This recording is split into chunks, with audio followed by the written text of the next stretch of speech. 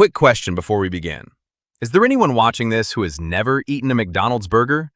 If that's you, tell us in the comments, because you might be rarer than you think. Welcome to What, where big questions meet surprising answers. Right now, somewhere on Earth, a new McDonald's is opening. Not next month, not next week, today. There are more McDonald's restaurants than there are countries recognized by the United Nations. It feeds nearly 70 million people a day, more than the entire population of France. But here's what almost nobody realizes. McDonald's isn't really a burger company. It never was. And the real story of how it conquered the planet has almost nothing to do with food. McDonald's began as a single hamburger stand in San Bernardino, California in 1940. Two brothers, Richard and Maurice McDonald, ran it. It was modest, local, forgettable. Thousands of diners like it existed across America at the time. Nothing suggested that this one would end up feeding a meaningful fraction of humanity. So what happened? How did one small burger stand become a symbol of American culture recognized in almost every nation on Earth? The answer lies in a system, a machine built not to sell food, but to sell speed, consistency, and something even more valuable: real estate. In 1948, the McDonald brothers made a decision that would quietly reshape the world. They stripped their menu down to almost nothing: burgers, fries, shakes, and rebuilt their kitchen like a factory. They called it the Speedee Service System. Workers didn't cook meals. They performed repeated specialized tasks, like an assembly line. One person grilled, one person dressed the buns, one person bagged the fries. This wasn't fine dining. It was industrial efficiency applied to food, and it worked. Orders that once took 30 minutes now took 30 seconds. Then, in 1954, a traveling salesman named Ray Kroc walked into their restaurant to sell them milkshake mixers. He didn't come looking for a burger. He came looking for a business. Kroc saw something the brothers didn't fully grasp. This system could be copied endlessly, in any town, in any state, and eventually, in any country. He convinced them to let him franchise the concept nationally. Within a few years, Kroc essentially took control of the entire company, and the McDonald brothers ironically faded into the background of the very empire they created. Here's the twist almost nobody expects. Ray Kroc didn't get rich from selling burgers. He got rich from owning land. Kroc created a separate corporation, the Franchise Realty Corporation, which purchased the real estate underneath each McDonald's location.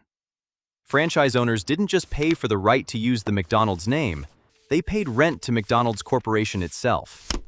In other words, McDonald's became one of the largest real estate empires on the planet, disguised as a burger chain. Today, McDonald's owns land and buildings worth tens of billions of dollars. Some analysts have gone as far as calling it one of the biggest landlords in the world. By the 1960s and 70s, McDonald's exploded across the United States, riding the rise of car culture, suburban expansion, and the American highway system. Drive-through windows made fast food faster. Bright golden arches became easy to spot from a moving car. Every location looked the same, tasted the same, felt the same, and that predictability became the brand's greatest weapon. Customers didn't need to think. They just trusted the experience, whether they were in Ohio or Oregon. Then McDonald's did something few companies had dared to do at that scale. It went global, aggressively and deliberately. In 1971, it opened in Japan. In 1990, it opened its first restaurant in Moscow, during the final years of the Soviet Union. And on opening day, more than 30,000 people lined up, some waiting hours in the cold, just to eat a Big Mac. For many Russians that day, McDonald's wasn't just fast food. It was a symbol of a different world opening up. Here is the moment that reveals McDonald's true genius, and it isn't about hamburgers at all. To succeed internationally, McDonald's had to abandon the very consistency that built its empire. In India, where a large portion of the population doesn't eat beef for religious reasons, McDonald's removed beef entirely and introduced the Maharaja Mac, made with chicken. In many Muslim-majority countries, the menu became halal certified. In Japan, it introduced the teriyaki burger. In France, a country famously proud of its culinary identity, McDonald's became one of the most profitable markets in the world by serving macarons and espresso in stores designed to look more like upscale cafes than fast food outlets. This is the part almost nobody expects. McDonald's succeeded globally, not because it exported American food, but because it mastered the art of disappearing into local cultures while keeping its core system identical everywhere. The kitchens, the timing, the training, the supply chains, all standardized, controlled down to the second. But the food on the menu adapted to whoever walked through the door. It was a company that promised sameness and delivered difference, and somehow made both work at once. And there's another twist.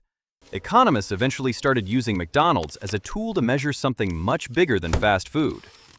The Big Mac Index, created by The Economist magazine, compares the price of a Big Mac across different countries to estimate whether a currency is overvalued or undervalued. A burger sold in over 100 countries had inadvertently become a global economic indicator, a way to compare the value of money itself, from Cairo to Tokyo to Sao Paulo. Today, McDonald's operates in more than 100 countries, with roughly 40,000 locations worldwide. But its real influence goes far beyond what people order at the counter. McDonald's helped pioneer global supply chain logistics that other industries later copied, refining how perishable goods move efficiently across borders.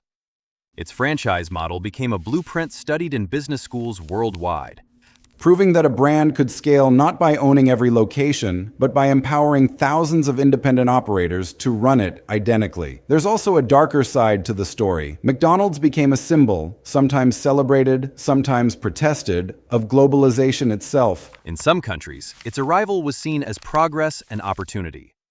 In others, it sparked protests over cultural erosion, labor practices, and the environmental cost of industrial-scale meat and packaging production.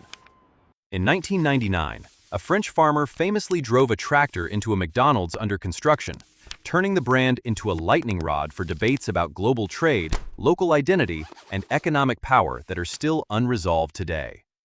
And yet, despite controversy, boycotts, and decades of criticism over nutrition and labor conditions, the company has continued to grow.